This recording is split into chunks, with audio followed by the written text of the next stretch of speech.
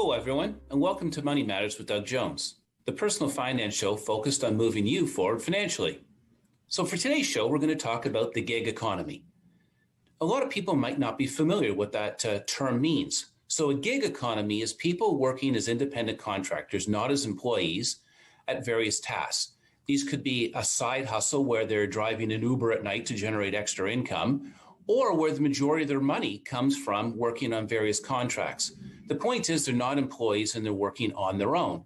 And of course, that brings with it various challenges, and it also brings with it a lot of benefits. And so joining us today, we have one of the most recognized voices in Canada on personal finance matters, and that's Barry Choi. Now, Barry is a personal finance expert. He's a consultant, a public speaker, a blogger, a freelance writer, an advisor to various media outlets such as the Toronto Star, Globe and Mail, Money Sense. And he's got his own website, which is called moneyweHave.com. So he's a very, very active person. Barry, welcome to the show. Thanks for having me. So before we get going, I thought maybe you could give us a bit of background about yourself, how you got into doing this, the work you're doing on personal finances, and specifically how you joined the gig economy. Yeah, very unintentional at the start, but at the same time, I think a lot of people can relate at home. I used to work in an industry that had a lot of layoffs over the years, to be very specific, Canadian media. So when I started about 20 years ago, there was tons and tons of jobs. But over the last 2 decades, unfortunately, the landscape changed. I saw a lot of my peers get laid off, and I started to think about, this could be me one day. And it's not a matter of if. I knew it would happen. I would eventually lose my job one way or another. So I started to explore different things that I could do. And I didn't go into it with the idea that I'm going to make money and change careers out of it. I had this personal interest in personal finance. I started reading blogs, websites. 7 or 8 years ago, this wasn't a topic that was openly discussed in newspapers or blogs. There weren't many people doing it. So it was a very small knit community. And once I started getting into it, I started, the people in the industry encouraged me to write stories that I experienced that I could share with people. So I started a blog, and eventually I got lucky. A few different people reached out and said, "Hey, do you want to write for us?" It was a bank and it was an insurance company. It was different travel brands. They just wanted writers. And because I knew I had that media background, it really helped out. And eventually, after a couple of years, my wife and I had a daughter, and I got tired of working. I was actually able to make that change to a full-time freelancer by choice. So it was a really good feeling. That's awesome. So we know that there's a number of statistics out there about how big the gig economy, as they're calling it, has become. One of the reports I read said it's about 17% of the population doing it now. But if you look at how many have done it in the last 5 years, it was another 17%. So it's kind of 34% of the population have done it or are in it. And when you get down to millennials, it's even a higher percentage. So you've explained to us how you made a concerted effort to change and you went in this of your own free will. Why do you think so many people are doing this now? Why are people switching over from being employees to being their own boss? Just many, many reasons. Unfortunately, probably one of the main reasons is they just couldn't get a full-time job to begin with. When I started in my old industry, part-time work was the only thing available. There weren't that many full-time jobs. You look at the current conditions. COVID-19 has unfortunately laid off a lot of people out there, right? So they're struggling to pay their bills, even though we've got some government assistance, which may be ending or reduced soon. So people are just looking to rebound. They're just looking to make money. They're just trying to balance their budget. And then there's always people who are just looking to make extra income. For a lot of people who live in Canada, especially in Ontario and British Columbia, let's be realistic. The cost of living is very high. Owning a home is very expensive. So if you want to save for that down payment, the sad reality is having a full-time job may not be good enough. You might need to make extra money. There's a lot of reasons out there. Maybe you just want the extra money so you can spend it on hobbies, right? Like I'm not going to judge you for why you want to work more or spend more money. Right. So with it, as I just said at the start of the show, there's benefits and there's some challenges, but let's talk about the benefits to begin with. What are some of the pros you see of working on your own and effectively setting your own agenda and your own hours? I like to call it a pro about setting your own hours, but at the same time, is it really? Because I will admittedly say I work harder now than I ever did when I had, set hours before. So yeah, I can set my own hours, but like at the same time, I'm working from like 6 a.m. to 9 p.m., right? So am I really setting my own hours? Like, sure, I could take that longer lunch, but I'm still working, 6 to 9. So it makes no sense. But, for personal benefits in my specific case, at my previous job, I used to work 3 to midnight. So it was a fixed hours. It was a very tough schedule. It wasn't quite shift work, but it was pretty close. So when my wife and I had a daughter, I realized if I want to spend more time with my daughter, I'm going to have to make that change because, coming home at 1 a.m., and then it just wasn't realistic, thinking long term. That at the beginning, my daughter was getting up at all hours of the day. So by switching and going full-time freelance, I do have that flexibility. One good example is right now during the pandemic, when everything was locked down, daycares were closed, I was able to basically shift my hours so I could take care of my daughter the entire day while my wife was working in our home office, which is where I'm sitting right now. So it does have its benefits. Let's be realistic. When I was doing the side gigs while I had a full-time job, yeah, the extra income was great. It was fantastic. It was some of my highest earning years of my lifetime, right? It allowed me to pay down my mortgage, save up for a down payment before that, so there's definitely a lot of benefits. Right. So I got to think that one of the things, if people are considering the gig economy, is the pandemic has really demonstrated the whole work from home. Mm-hmm. And, that's the advantage of technology is really allowing us. Like right now, we're doing. I'm in my office. You're in your home office. I know our producer is not even in the studio. She's at a remote studio, and so the advance of technology has got to be aiding people in entering into these, taking on these independent contracts. Would you agree? There's so much work that's all done remotely now. And more importantly, you look at different, software, apps, websites, whatever you want to call it, that will allow you to basically freelance with things that you never even would have imagined before. So, recently I had to build a bed for my daughter and it came with like an ottoman shelf. And let me tell you, this was like the worst experience in the world. If you've ever built IKEA furniture, I'm sure you understand. You take it apart the box and there's literally 1,000 screws. And I'm looking at this thing. I actually had to schedule in my day build this bed/shelf. And what I'm getting at here is I dedicated an entire day to build this thing and I basically wasn't working. But there are websites like TaskRabbit where you can pay someone to build it for you, right? And then from an hourly basis, it would have made way more sense for me to strictly just pay someone to do it so I could focus on my own work.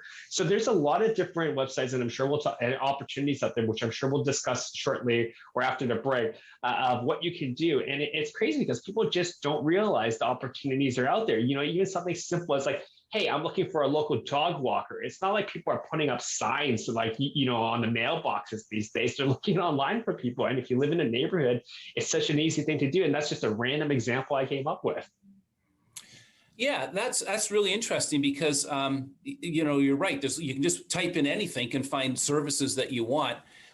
Do you think there's any problems for people working remotely due to internet access? Because, of course, if you're in, the GTA, internet's pretty strong.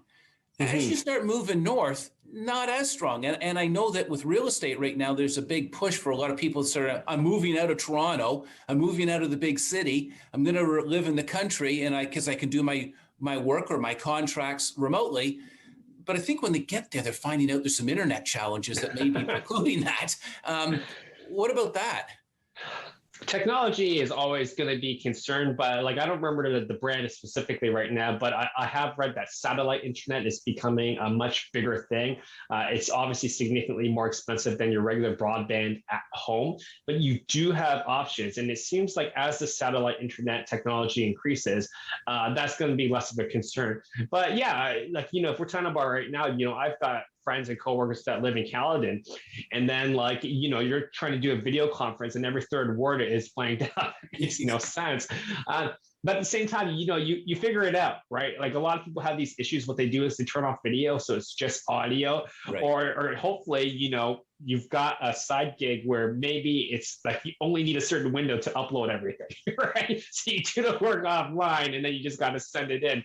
But, if you're updating something in real time or trying to lead a meeting, maybe switching where you live, your location, may not be the best idea, or more importantly, maybe you should research how good the internet is before you do anything.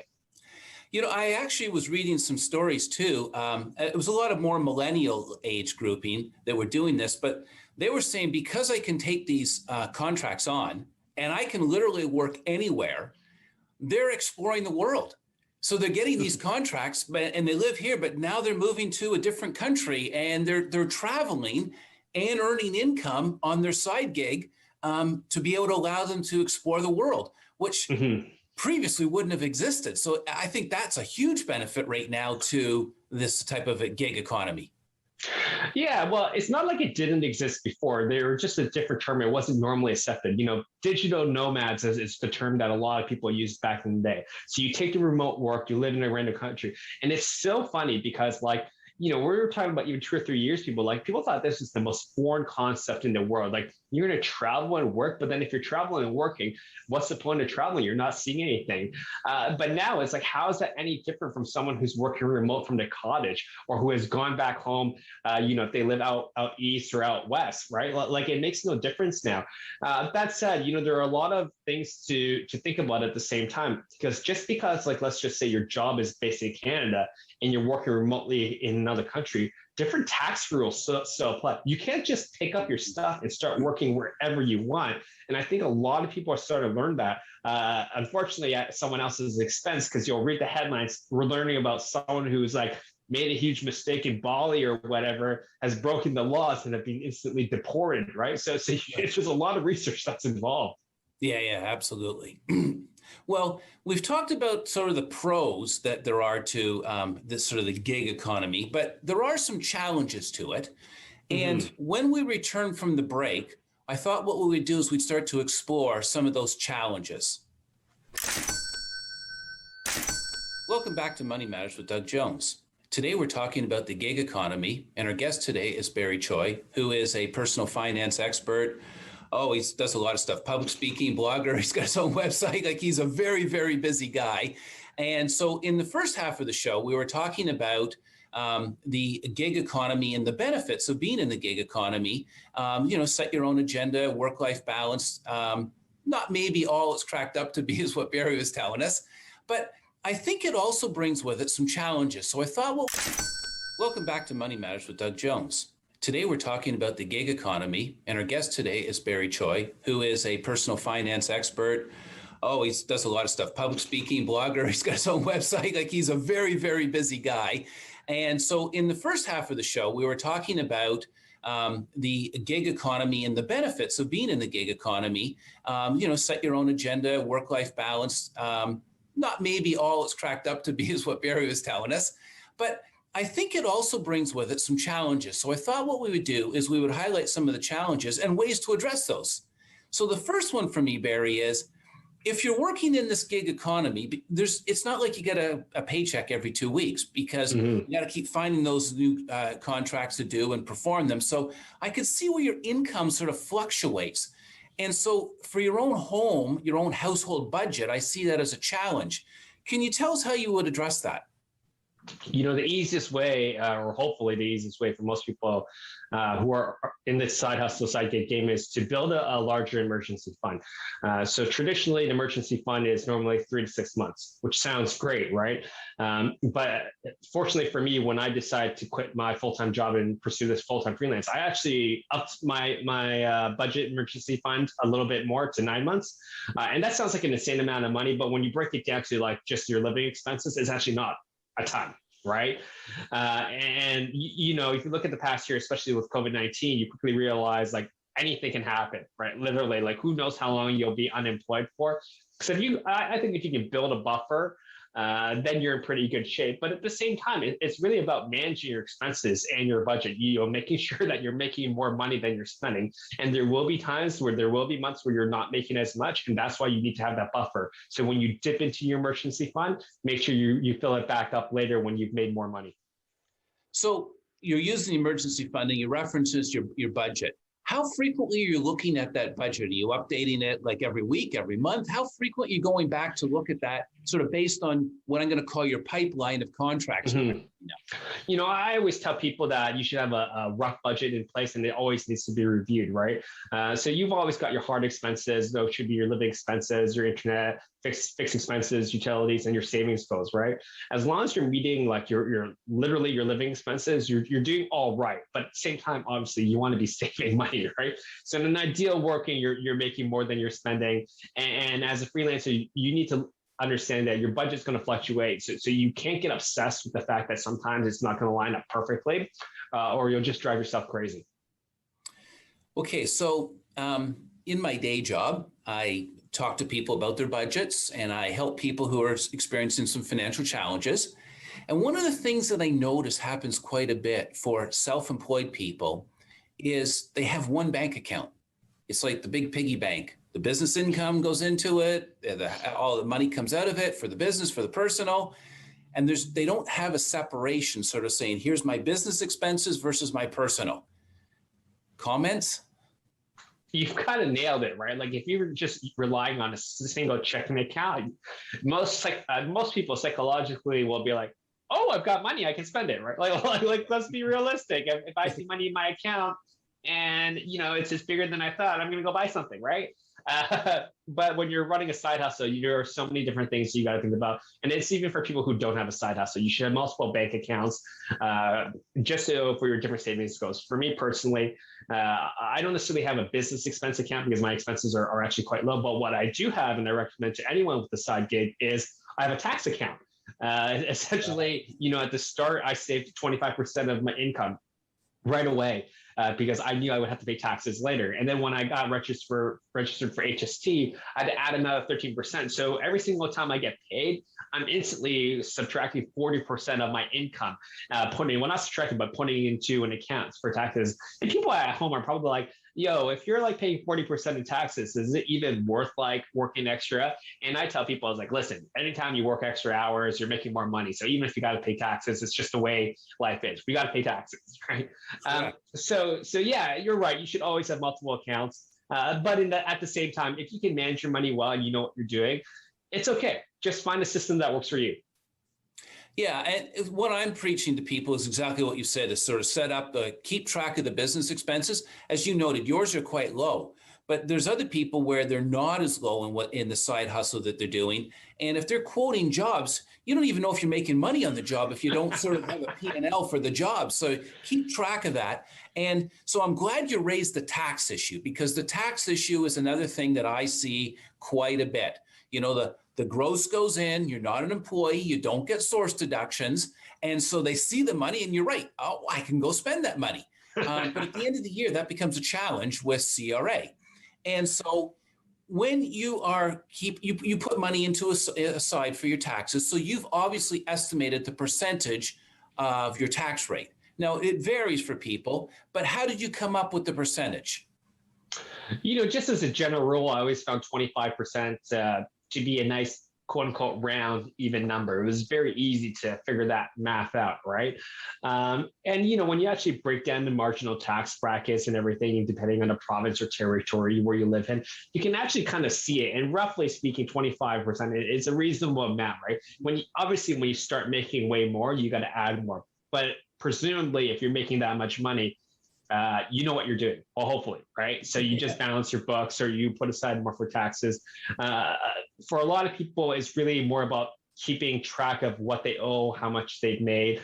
But anyone who's running a serious side business will have the software or will have their own method. For me, I actually just use an Excel file.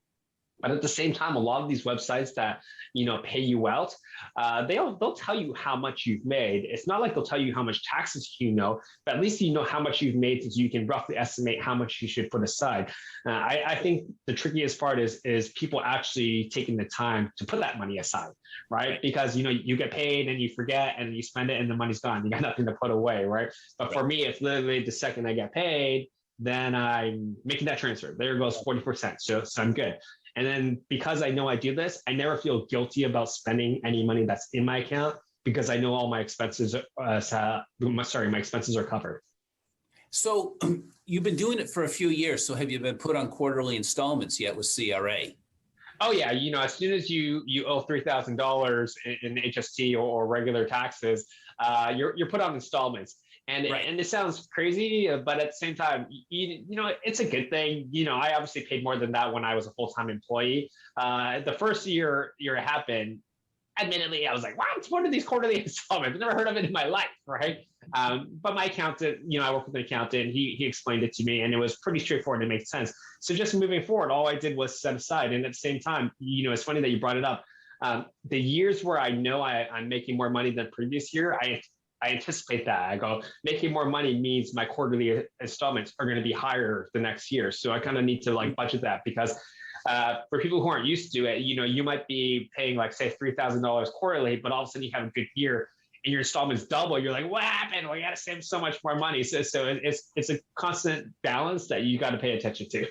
Right. And the other thing I'll raise for people is, if you're put on quarterly installments by CRA and you don't make your quarterly installments, at the end of the year, they're going to charge you interest on not making those installment payments. So it's important for people who are self-employed, and you have to have been doing it for more than a year before the CRA puts you on those quarterly installments, but follow them, stay on top of them so that you don't get a surprise at the end of the year. If your income's going up, recognize you're probably going to owe more. So adding to it's a really good idea. What about retaining receipts? Do you? Oh. Yeah. Receipts, I got an old school filing system. Every single year I just buy a little file folder from the dollar store, and it's just like, oh, these are my food expenses, my travel expenses, my income, my office, advertising. A lot of it is also digital these days. So whenever I have a physical receipt, it goes into the box, but at the same time, I use Microsoft Excel. I've created a tracking system. I input my expenses every week, sometimes every month, so I know what's going on.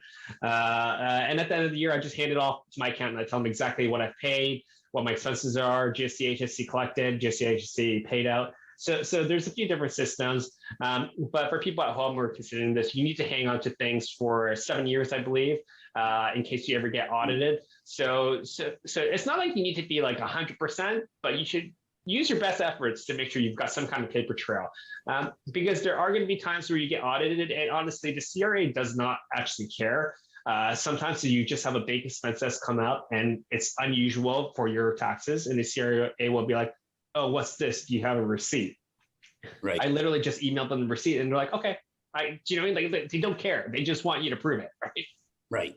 I think the point I was getting to was, it's important to keep those. You don't send them in with your tax return, but if you get audited, you need them.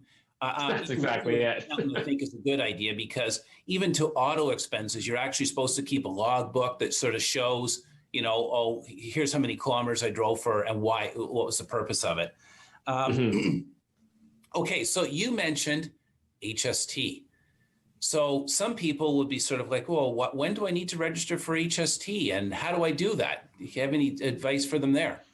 Yeah, there's two ways. The formal way is as soon as you've earned $30,000 in side income. So if you still got a full-time job, the 30,000 rule only applies to the additional income in a calendar year. After you hit that amount, you have 30 days to register. It is mandatory. They do not tell you. You just got to keep records yourself. Alternatively, you can technically register for HST at any time.